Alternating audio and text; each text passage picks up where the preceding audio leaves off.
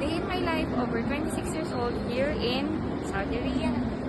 So ngayon tutur ko kayo sa Saudi kung ano. Sa Riyadh. Nandito po kami sa Riyadh Gulf. Ayan. Ito yung ano nila.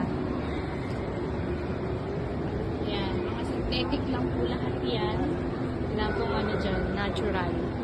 Talaga, oh look! Oh, ang ganda.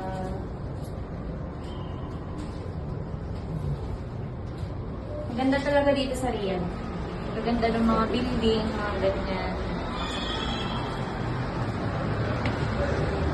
Ito yung ano, parang kitsuna. Parang kitsuna sa Pilipinas. Diba? Parang nasa Pilipinas na, pero mas okay yung mga building dito. Magaganda yung nasa loob.